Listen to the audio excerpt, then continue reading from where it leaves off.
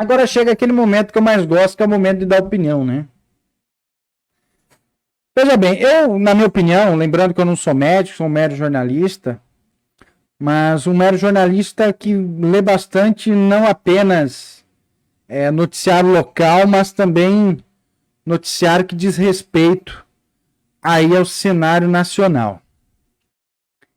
Infelizmente, o que a gente percebe, primeiro, é esse aumento, né, de casos de Covid-19.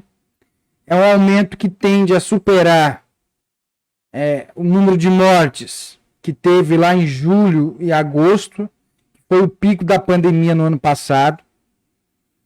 Esse ano, agora em março, está ainda pior, porque tanto a média de mortes vem aumentando, como o número de mortes vem aumentando. E claro, o surgimento dessas novas variantes desse vírus acabam aí permitindo o alastramento, vamos dizer dessa forma, o alastramento dessa doença. E o que isso significa? É que nós teremos aí dias muito preocupantes que nós iremos passar, principalmente nesses próximos meses. Primeiro, porque a vacina, que deveria ser uma prioridade, foi deixada de lado. O governo federal ele não vem conseguindo comprar vacinas. Parece que hoje houve o anúncio da compra de mais 14 milhões de doses, que, vamos ser sinceros, atende, é uma quantidade de doses importante, porém não é o suficiente para atender toda a população brasileira. Lembrando que essas doses elas serão repassadas aí para todos os municípios do país, certo? O que acaba resultando em uma pequena quantidade de vacinas para cada município. Municípios pequenos, como é o caso de Sapezal, é uma situação ainda pior, porque acabam aí proporcionalmente recebendo menos doses ainda dessa vacina. De acordo com a matéria recente, que inclusive está aí publicado no Sapezal Online, aqui em Sapezal se vacinou pouco mais de 300 pessoas, se não me engano, uma coisa assim, né? E o que acontece? A gente percebe que se a gente for aguardar por essa vacina, nós vamos meio que ficar aguardando, não vai chegar tão cedo. Por quê? Porque os grupos de risco... Eu vou ligar outro computador aqui, porque esse aqui ele deu um bug no mouse e eu não estou conseguindo acompanhar a transmissão. Então é por isso que eu vou ligar outro computador aqui. E a gente percebe que nem mesmo os grupos de risco, os grupos prioritários, receberam as doses dessa vacina. Então a gente já percebeu que não vai dar de aguardar por muito tempo do que depender do governo federal. E aí entra essa questão, entra a questão que é a seguinte, a questão desse kit Covid, né? Primeiro que já foi divulgado amplamente a ineficácia desses medicamentos. Eu, sinceramente, eu não sei nem por que se está distribuindo ainda. Principalmente ivermectina. E como eu falei ali atrás, a ivermectina, o próprio fabricante dela já veio a público e falou, olha gente, não tem eficácia contra a Covid. Então se o próprio fabricante vem a público dizer que não existe eficácia, por que ainda se mantém, se gasta dinheiro com isso? Eu não sei se é o caso, não sei se foram cobradas mais doses de ivermectina, mas enfim... Se bem que eles fizeram aí um estoque de cloroquina, por exemplo, para 40 anos. Que foi a propaganda utilizada aí para fazer com que as pessoas tentassem voltar à vida normal, mas nós estamos em meio a uma pandemia. Não tem como nós voltarmos à vida normal. Não vai ser um remédio que vai fazer a gente voltar à vida normal, ainda mais um remédio que não existe comprovação científica. Então, ao meu ver, é preciso deixar de lado essa discussão em relação a esse famigerado kit que foi distribuído, amplamente divulgado, e tratar de assuntos que realmente são importantes. Como, por exemplo, o que vai ser feito a partir de agora para frear o avanço da Covid-19? O que vai ser feito para frear o avanço da Covid-19? Isso pouco se fala. Tem aí um decreto estadual. Que chamaram de mini lockdown, como se fizesse algum sentido chamar de mini lockdown, né? Não faz sentido nenhum, não existe mini lockdown, e aquilo ali tampouco é um lockdown, e que já depois de tanta pressão, principalmente de donos de bares, restaurantes, está sendo aí flexibilizado. Aí não adianta nós fazermos medidas restritivas se logo elas são flexibilizadas por pressão, pela mais pura pressão.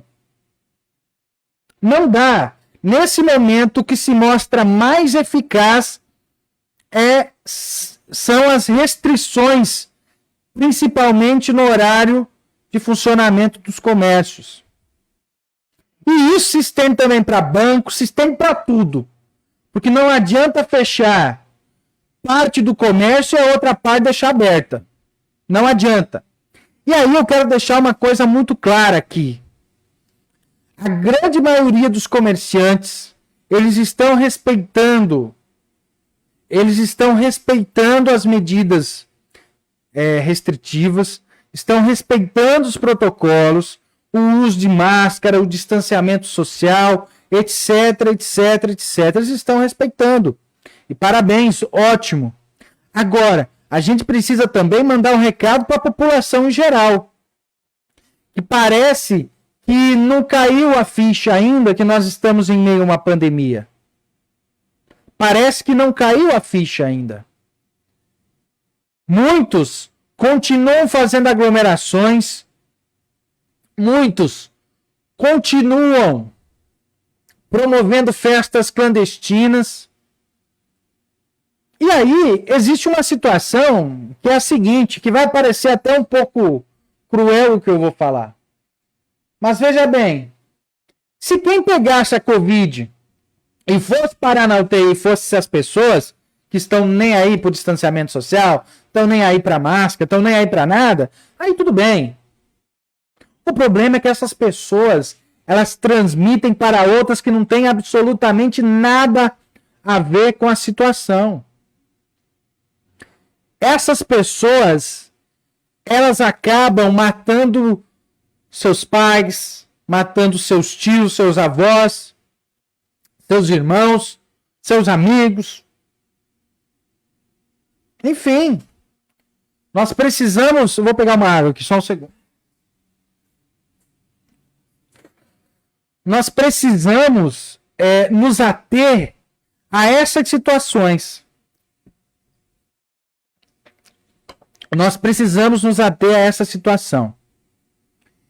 Então, assim, com todo respeito ao senhor Joilson, vereador, uma pessoa que eu tenho conversado ultimamente, uma pessoa muito aberta, no qual eu já expressei aqui outras vezes, inclusive, a minha esperança nessa última legislatura que foi eleita, porque eu acredito que muito se tem a agregar, inclusive os nove vereadores, nessa mudança de mentalidade. Também nada contra o secretário de saúde, que também tem sido uma pessoa extremamente aberta aos meus questionamentos nessas últimas semanas, mas chega. A gente não tem que ficar brigando por conta de cloroquina e de ivermectina. Está na hora da gente buscar alternativas para frear o avanço da Covid-19. Hoje, inclusive, Tem algumas pessoas mandando mensagem aqui, eu já vou dar uma olhada, tá?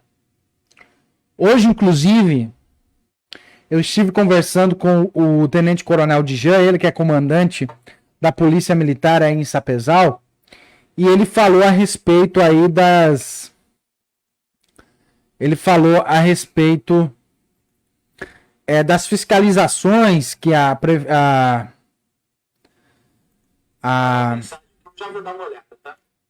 Eu só fui ver se o áudio estava saindo bem, porque às vezes eu tô falando sozinho aqui, então... Tá, eu estive conversando com o Tenente Coronel.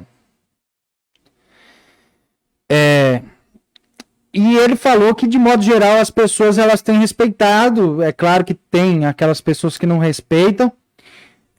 E dentro desse decreto prevê uma situação que é a prisão e também a multa. Eu não sei como é que está essa situação, se já passou pela Assembleia Legislativa, se já está aprovado, eu acredito que sim. Então está na hora de começar a prender gente.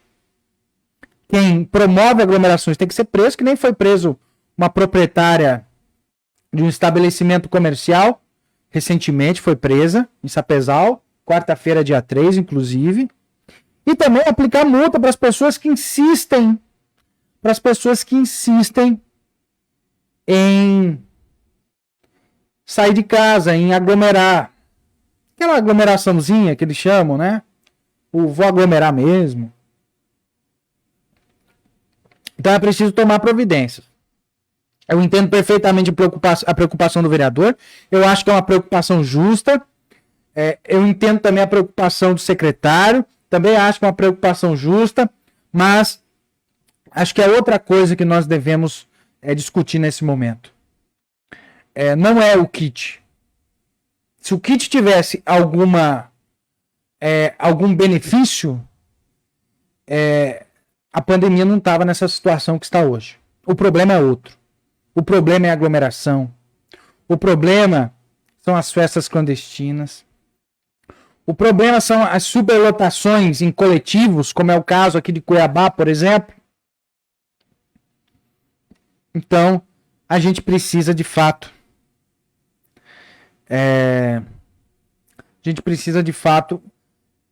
pensar no que vai ser feito para que